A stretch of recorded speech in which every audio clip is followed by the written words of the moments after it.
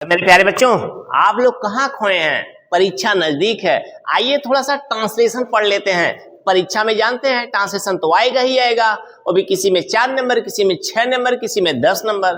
तो आइए ये 4 नंबर वाला ट्रांसलेशन है, आप इसको करना सीखिए। इसके बाद और भी ट्रांसलेशन इसी तरह आप चेंज कर लेंगे, यानी ट्रांसलेट कर लेंगे हिंदी से इंग्लिश में।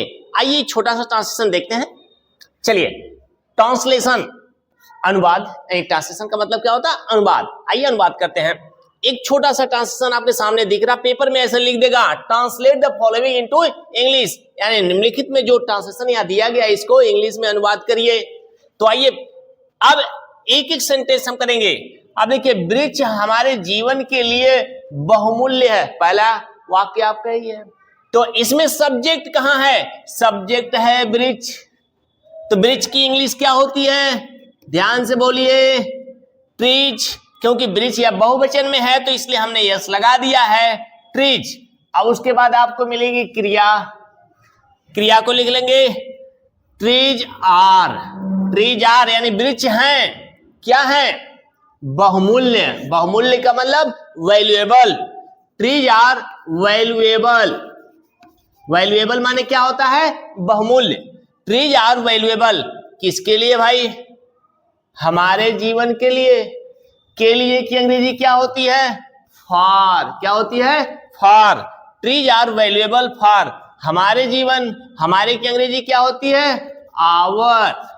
जीवन की अंग्रेजी लाइफ। अब देखिए, हमने ट्रांसलेशन पहले वाक्य कर लिया, trees are valuable for our life. अब ध्यान से एक एक चीज को समझना होगा, यानी सब्जेक्ट, वर्ब और अदर शब्द को ध्यान से रखना है। आइए हम नेक्स्ट सेंटेंस की तरफ चलें। वे हमें फल, फूल तथा छाया प्रदान करते हैं। ध्यान से देखिएगा। अब यहां पे कर्ता देखिए, सब्जेक्ट ढूंढिए। यहां पर सब्जेक्ट क्या है? वे। वे का मतलब कौन?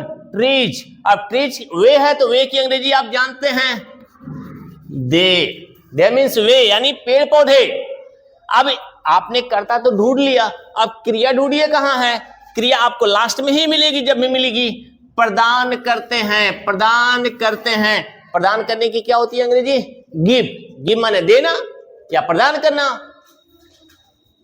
दे माने वे, गिव माने प्रदान करते हैं। क्योंकि ये बहुवचन है इसलिए इसके साथ यस यस लगना नहीं है, प्रेजेंट इंडेफिनिट टेंस में है। दे माने वे, गिव माने प्रदान करते हैं। किसको प्रदान करते हैं भाई? क्या प्रदान करते हैं यह देखना है। हमें प्रदान करते हैं।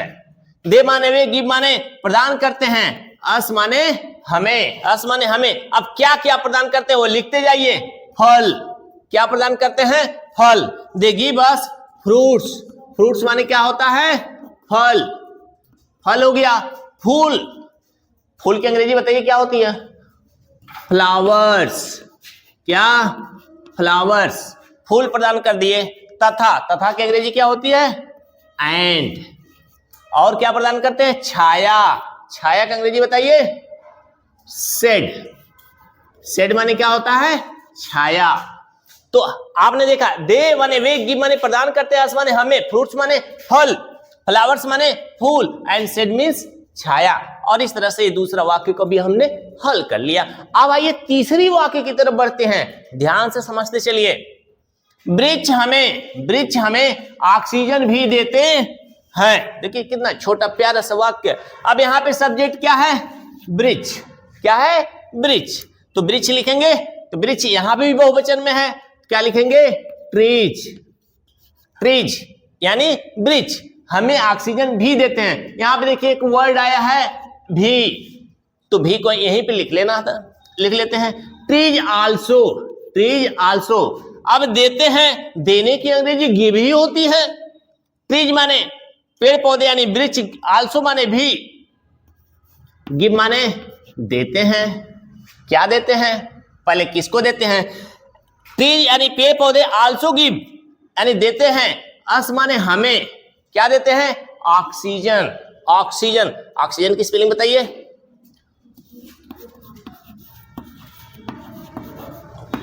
देखिए, ट्रीज यानी पेड़ पौधे यानी वृक्ष, आल्सो गिव अस हमें भी देते हैं, क्या देते हैं? ऑक्सीजन।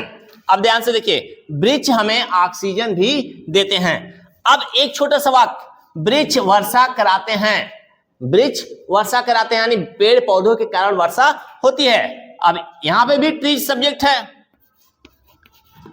ट्रीज वर्षा कराते हैं। वर्षा कराने यानी खुद तो करते नहीं, कराते हैं, तो इसके लिए हो जाएगा ट्रीज कॉज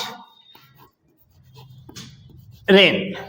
ट्रीज यानी पेड़ पौधे, कॉज रेन यानी वर्षा कराते हैं। इस तरह से मेरे प्यारे बच्चों एक एक वाक्य को बकायदा पढ़ करके उसके रूल रेगुलेशन के अनुसार आप ट्रांसलेट करेंगे, तब जाके आपका ट्रांसलेशन सही होगा। यद्यप मैंने आपको समझाने की भरपूर कोशिश की है, किस तरह सब्जेक्ट ढूंढना है, वर्ब ढूंढना है, अदर वर्ड को कैसे रखना है, ये माइंड में रखना होगा।